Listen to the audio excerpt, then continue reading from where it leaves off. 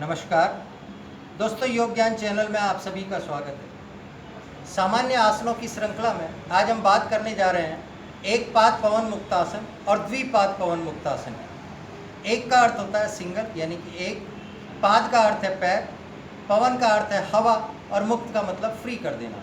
हमारे शरीर में जो भी एक्स्ट्रा गैस बन रही है या जो वायु बन रही है उसको निकालने के लिए बहुत अच्छा आसन है। यहाँ हम इसी श्रृंखला के अंदर एक पाद पवन मुक्तासन, द्विपाद पवन मुक्तासन दोनों की जानकारी देने जा रहे हैं। इससे होने वाले बेनिफिट्स, किसको ये करना चाहिए और किसको नहीं करना चाहिए, इसके बारे में भी जानकारी मिलेगी। तो पहले फर्श पर दोनों पैरों को सीधा कर लेट जाए आराम से। दोनों पैरों को मिला लें, शरीर को सीधा रखें। दाहिने पैर को, राइट लेग को घुटने से फोल्ड करें, घुटने को पेट पर लाएं, दोनों हाथों से पकड़ें।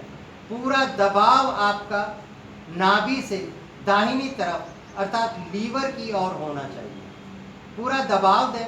पूरा दबाव देने के बाद में धीरे धीरे श्वास भरें।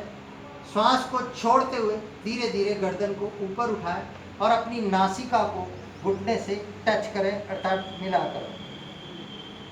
यहाँ आप सामान्य रूप से श्वास भी ले सकते हैं और श्वास को छोड़ने के बाद रोक भी सकते हैं। यह अपनी क्षमता के अनुसार करें। धीरे धीरे वापस छोड़ दें। कुछ विशेष सावधानियां मैं आपको यहाँ बताना चाहूँगा। जिन लोगों को स्लिप डिस्क की या गर्दन के अंदर किसी प्रकार की परेशानी हो, कोई रोग हो, उन लोगों को गर्दन नहीं उठानी है। इसके अलावा साथ ही साथ जब भी हम पैर को मोड़ें, हमेशा दाहिने पैर को पहले मोड़ना है। इसके पीछे कारण यह है कि नाभि से राइट साइड में हमारी बड़ी आंत निकलती है और वो पुनः लेफ्ट से होते हुए बाईं और नीचे की ओर जाती है। इसलिए जो प्रेशर पड़ता है वो दाहिनी ओर से बाईं ओर पड़ता है, तो जो भी एक्स्ट्रा गैस बनेगी या वायु बनेगी वो लेफ्ट से बाहर निकल जाएगी। इसी प्रकार दूसरी ओर दाहिनी ओर से पैर को पुनः फोल्ड करें, घुटने से मोड़ें, दबाव दें, गहरा श्वास भरें और श्वास को छोड़ते हुए नासिका को धीरे धीरे ऊपर ले जाएं। अपनी क्षमता के अनुसार इसको रोक कर रखें। दूसरी ओर जो आपका दबाव पड़ेगा, ये आपका दबाव आपके पैनक्रियाज पर, हार्ट की तरफ पड़ेगा। इस प्रकार जो भी यहाँ पर अशुद्धियाँ हैं, बीमारियाँ हैं, परेशानियाँ हैं, वो बाहर निकलेंगी। पुनः अपनी क्षमता से रोकने के बाद धीरे से शरीर को फिर से ढीला छोड़।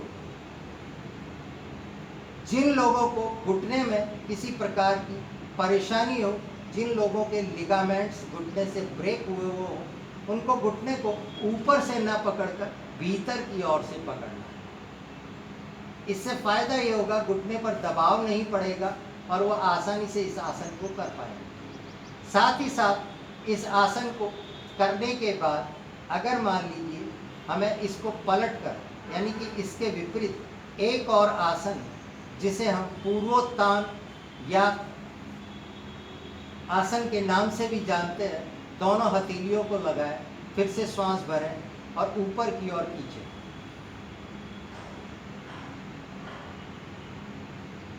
इस प्रकार अपनी क्षमता के अनुसार यदि इन दोनों आसनों को किया जाए तो आपको न केवल स्पाइन मजबूत होगी, साथ ही साथ आपकी गर्दन की मांसपेशियां, छाती की मांसपेशियां भी मजबूत होंगी। और जिन लोगों को लंबे समय कब्ज की शिकायत रहती है, कब्ज की परेशानी रहती है, उन लोगों के लिए बहुत ही उत्तम आसन है। जिन लोगों के नियमित रूप से शरीर के अंदर, पेट के अंदर, उदर के अंदर गैस बनती है, उन लोगों के लिए बहुत ही उत्तम आसन है। इस प्रकार अक्सर लोगों के दिमाग में ये रहता है कि हम जितने एडवांस आसन करेंगे हमें उसका अधिक फ़ायदा मिलेगा।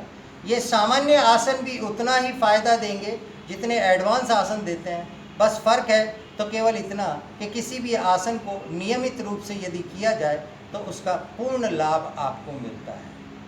तो इस प्रकार मैंने आज यहाँ आपको जानकारी दी है एक पाद पवन मुक्तासन और द्विपाद पवन मुक्तासन।